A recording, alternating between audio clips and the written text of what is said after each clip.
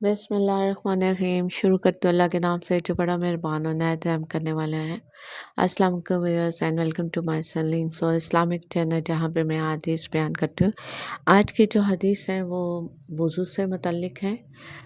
حدیث number 141، 142 and 143 ہے صحیح البخاری کی۔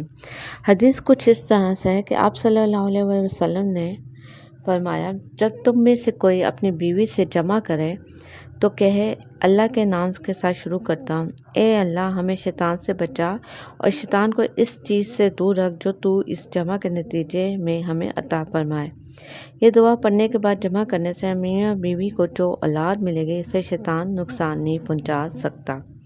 اسی طرح حدیث نمبر 142 ہے کہ رسول کریم صلی اللہ علیہ وسلم جب قضائے حاجت کے لیے بیت الخلاء میں داخل ہوتے تو یہ دعا پڑھتے ہیں، اے اللہ میں ناپاک جنوں اور ناپاک جنیوں سے تیری پناہ مانگتا ہوں۔ جزاک اللہ خیر۔